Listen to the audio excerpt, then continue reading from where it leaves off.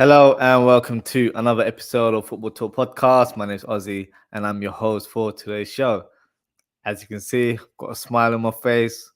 Finally, Liverpool are able to notch another win in the Premier League season. Um, I have to be honest, this game was a must-win game for Liverpool to have any chance of challenging for top four. And we got the result in the end. Wasn't the prettiest of performances to say the least, but hey, as long as we got the points in the bag, that's what counts. So what I'll do is I'll analyze the game and then I'll do my player ratings for the Liverpool team, obviously, and then we'll take it from there. So first half for me was a very slow start to the game for both teams, not just Liverpool. A lot of players were wasteful in possession. For Liverpool, I think we were lacking the killer pass in the final third. Elliott was one of the players, in my opinion, that was victim in terms of being wasteful in possession, a lot of misplaced passes. The only positive for Elliott's performance would be he showed good movement around the box, was managed to get a few chances in the first half. First chance was a header, which for me he should have scored, but failed to hit the target. The second chance was a half volley, decent effort, and it was a good save by Jose Sa. Nunez also had a chance before half time. So a very sort of stalemate performance in the first half. Second half, Wolves changed personnel. They took off Sarabia, who for me wasn't able to get into the game. And Tsimikas pretty much had him in his pocket in the first half.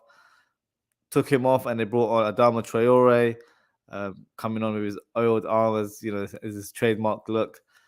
I think with him, they wanted to have more width in the right-hand side, maybe try and stretch the Liverpool defence, which allowed the game to be a bit more open, which favoured us nevertheless. So, in terms of the second half, Nunez scores a goal, but unfortunately, the goal was disallowed as Jota fouled, I believe it was Kilman in the build-up. My thoughts on this incident, I think looking at it, the tackle that Jota did, there wasn't a lot of contact on Kilman. But having said that, I think it was a foul. And once the referee is asked to review the incident on the monitor, it was always going to be a disallowed goal due to the fact that Jota pretty much tried to slice the player, didn't make enough contact, but still made contact for the player to go down. So I guess in the letter of the law, it was the right decision. But Liverpool managed to break the deadlock moments later. And what goal it was. Set piece by Trent Alexander-Arnold from the left-hand side. Virgil van Dijk heads towards goal. Holds himself, produces a fantastic one-handed save. Should have probably hooked that ball over the line for a corner, but it was still in play. And Jota managed to hit a cutback pass into the 6-yard box. And Van Dijk, great movement, was back in the central area. And he has the ball to hit the back of the net. So 1-0 up, great feeling. I feel like the crowd were a bit more comfortable. I think the crowd were very quiet throughout the game. I think that goal definitely eased any stress for the Liverpool fans. Second goal was great interchange between Gakpo and Tsimikas on the left-hand side. Tsimikas flies down the left-hand side, squares the ball to Salah, and the Egyptian king hits the back of the net. Now, can you believe it? That's Salah's 20th goal this season. Not bad for a player who seems to be having a meaty season, according to some fans. But overall, a comfortable win in the end. Liverpool certainly aren't back to their best. Let's not kid ourselves. But I believe they did enough in this game to get the 3 points. Next fixture is Manchester United this Sunday. To be honest, I'm not looking forward to that fixture. I wasn't looking forward to this fixture anyway, but I think if we produce this sort of performance, I don't think we'll get the win. We have to perform better this Sunday. Manchester United are in a great mood.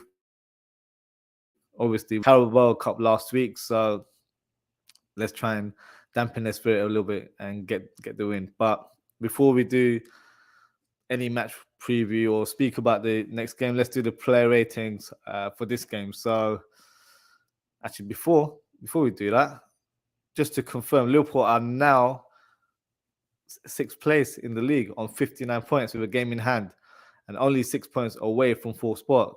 So we still have a chance. Now, I'm not going to be shameless and say that, we're going to get top four. I'm hopeful as a fan, don't get me wrong. But I feel like we still have a slim chance. So we need to keep going until the end. Who knows? There's teams dropping points left, right, and center in the top half. Maybe our luck will come in due time. So remains to be seen. So before I do the player ratings, I'll just go through some comments. So we've got True City Fan here. Thank you, True City Fan, for tuning in. Appreciate the comment. And we've got a comment here from Madison Smith. So his comment is, do you fancy Liverpool's chances to outpace Newcastle and Tottenham for top four? Call it now. Will put me on the spot. I would like to say yes, because Newcastle, despite having such a great season, they have not slipped up, but they're not really getting a lot of wins so far. And Tottenham, for me, have been inconsistent, but they have been getting, I think, the 3 points when it's needed. So they lost to Leicester City and they managed to bounce back, beating Chelsea last week. So they're still pretty much here and there around that area. I think with Liverpool, I really can't call it because we're so inconsistent right now. I would love to say, yes, we will get top four. But I think as long as we're in the mix, we've got a chance. So, yeah, we're so inconsistent. We might have won today, but you've seen it over the weeks where we beat Everton and we got the win there. And then everyone's in high spirit. And then we play Newcastle and we won that game, but maybe down to because they had 10 men. Pope getting a red card in the first half. We're brought back to reality against Real Madrid midweek last week, and Crystal Palace was one of the most boring performances I've ever witnessed, let alone this season, probably my whole lifetime. So yeah, I think right now, pretty much Jekyll and Hyde right now. You don't know what to expect when you see Liverpool on the pitch. If we can gain some consistency in our performances, maybe. But to call it, I have to say, I want Liverpool to get top four. So let's just say I think Liverpool will manage to get fourth spot. So you can quote me on this one. We'll probably chop it up, I think, closer to the end of the season. So we'll see how that goes. Let's do the player ratings for the Liverpool team. So just share some graphics here for you guys. So let's start with the goalkeeper. So Alisson, for me, had a decent game. Didn't have to produce many saves. I would say he was pretty much solid in this game. I don't really remember him being troubled that much. So with that in mind, I'll probably just give him a solid ranking. As you can see, I've got 5 rankings here. So elite, and I've got solid, which is pretty much a good performance. Decent is average. Poor is poor.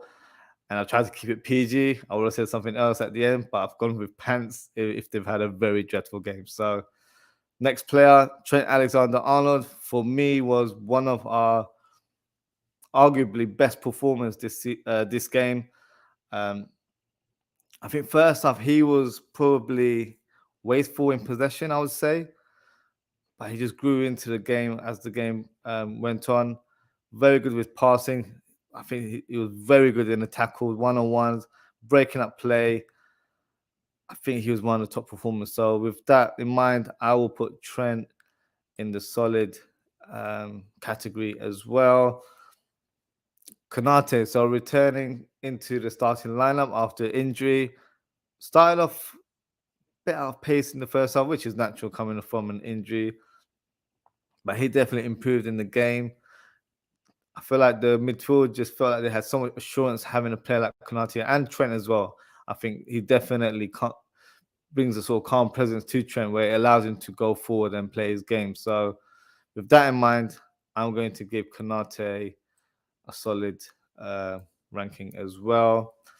Virgil van Dijk, for me, was probably, what should I say? I think it was probably his best performance or one of his best performances so far this season.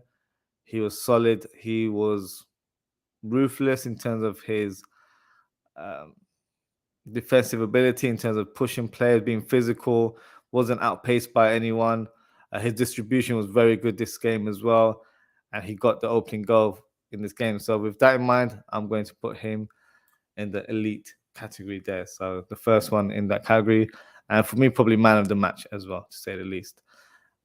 Next was Tsimikas. So Tsimikas was brought in place of Robertson, who I'm sure a lot of Liverpool fans would agree probably deserved a break. Has been playing consistent games and seemed to be burnt out, I would say, in recent weeks. So a rest was definitely required. Maybe Klopp had the Manchester United fixture in mind where he thought, let's rest him midweek. So he's ready for that game, which makes sense as well.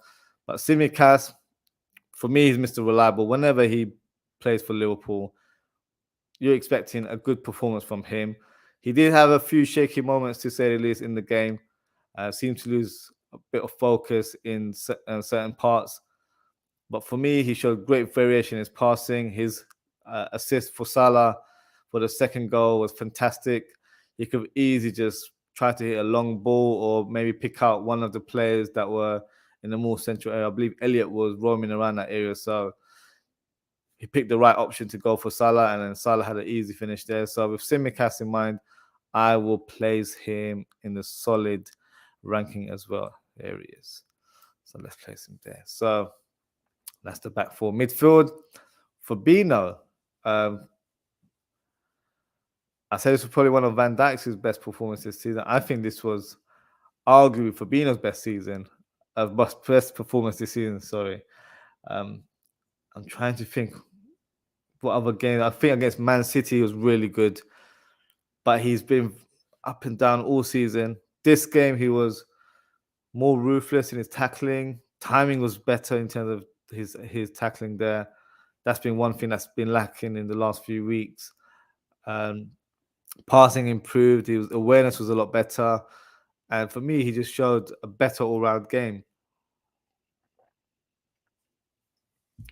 So with that in mind, I think he deserves a solid ranking as well. Now, the next player is Bajcetic. So, young player, I think, has been overplayed, to say the least. Didn't have the best of games, to be fair. I think he was in a lot of physical battles throughout the game, but I think he performed well. I don't think it was his best of performances in recent weeks. So with that in mind, excuse me, I'm going to put him in the decent ranking. I don't think he was very good, and I don't think he was very bad at the same time. So that's why I've gone there. Elliott, for me, as I mentioned previously, was very wasteful in possession, especially in the first half. Positive of his game was that he got into a lot of goal-scoring chances. Should have been more clinical. I think he should have got at least one goal, especially that header. That was a point-blank opportunity there, so he should have scored that. Because of the win, I'm going to put him in the decent category. I think had we drawn or lost, I would put him in the poor category because I think he was quite wasteful overall today. Next player, Salah. So Salah, for me, a much better improvement against Palace. To be fair, I think a lot of the players were quite woeful in that game. But in this game, he seems to have more energy, more drive in his play, very quick in terms of his movement as well, but playing 1-2 passes. Normally when he gets the ball on the byline, he's thinking too much in terms of what to do. Played with a bit more rhythm today, which was great to see. Scored the second goal in the game. Had chances as well. Not many chances, but I think he was very, very good today. So I'm going to put him again in the solid category there. And then you've got Nunes. Nunes, unlucky not to have that goal that he scored in the second half due to the foul from Jota on Kilman. But I think he had a decent performance. There were times where I think, because he's not naturally a left winger, there were times where when he was running down the wing, he wasn't quite sure in terms of what ball to play. So his decision-making wasn't the best. But I know that's not his natural game, but he did really well for the team. So that's why I've put him in the solid category as well. And Jota, um, good to see him on the pitch. Showed a bit more confidence in his play today. Um, yeah, I think still needs to get back into that rhythm. But his link-up play was very impressive. I think that's been one area that I always criticized Jota. But I think since he's come back from injury, he's shown a good variation and he's shown good movement as well. I think once he gets that goal as well, it'll lift his confidence, and then we'll see that goal scoring Jota that we saw when he first joined Liverpool. Hopefully, he gets that goal against United. That'll be fantastic. So, I think he deserves a solid ranking as well. So, I'll put him in the solid category. In terms of the subs, Gakpo played a part in the second goal, he had a great interchange with Tsimikas. So I've placed him in the solid ranking as well. And then I believe it was Henderson who also came on shortly. I don't think he did much during the game. So with that in mind, I'll put him in a decent category. Firmino came on very late. I don't think it's fair to put them in the ranking because they didn't really have much time to impress us. So this is my overall ranking of the team. So let me know what you guys think. Have I been too generous because we've got the win? You know, you're entitled to say how you feel there. But this is what I think. Based on what I believe, what I saw today, I think a lot of players definitely showed a better improvement in their performance. Not the finished article or not the better performance that we're used to seeing over the years, but it's in a step in the right direction. So we'll see how it goes. Just got a comment here from Madison Smith. Everton, Southampton, Leeds, and Bournemouth all fighting to be the odd man out in the relegation battle. Or do you think other teams slightly above these will be dragged in? I think the teams that you named would be the ones that I consider. I'm just going to have a look at the Premier League table to see who else could possibly drop in that area. Let's have a look. So I don't think West Ham would fall into that category. I think they have enough in their locker to do that. Wolves, I've been very impressed in terms of the way they're playing football since they've appointed Lopetegui as their manager. I think he's definitely made them play a better brand of football. They're a bit more forward thinking than they have been previously. And I think Leicester and Tottenham, I think it will be fine as well. So you've asked me to choose my three. So the three teams that I believe will get relegated are. I still have hope for Southampton. I don't know why, but I think Bournemouth will be going down. I think it'll be Everton. Would Leeds go down as well? On paper, Leeds have the better squad. I think they made some good additions in the January window, but is it too little, too late? I think it could be. So, do you know what? I think the current three might actually be the team that unfortunately goes down. So I can see it being Everton, Bournemouth, and Southampton. I don't think I play Southampton in there. I think in my predictions early in the season, I said Nottingham Forest, but they're flying right now. They're doing a lot better. They're managing to notch up some points now. So yeah, unfortunately, it's going to be the team from the South Coast that I think that might be going down. Just got a comment here from Brush. Big up, bro. Bring on Sunday. Yes, indeed. Sunday is a big, big game. Fiercest rivals. And I've got a lot of Man United fans. So yeah, got a lot to talk about. I will be doing a match preview on Friday. And I've got a special guest joining me on the show as well. So make sure to tune in. It'll be 11 p.m. UK time. So make sure to tune in. We'll have a lot to talk and might even do a match reaction on the day. Yeah, if I can, but we'll see how it goes. But that wraps it up for today. So thank you everyone for tuning in. Thank you to True City Fan, Madison Smith, and Brush for your comments. If you haven't already, please don't forget to like, comment, and subscribe to the channel. It's very much appreciated in terms of the support. as I mentioned, I will be doing a match preview on Friday evening. But before that, I will actually be doing another episode tomorrow. So you got me on consecutive days now trying to make up for lost time. Tomorrow I'll be doing a review of match week 25 as the game between Liverpool and Wolves, and also the Arsenal-Everton game concluded as match week 25. So I'll be doing a full-on review tomorrow. So yeah, make sure to tune in. I'll be live tomorrow at 11 p.m. UK time again. So yeah, lots going on, lots to talk about, I'm sure. So yes, make sure to tune in. So as always, guys, take care, stay safe, and I hope to see you all very soon. Good night.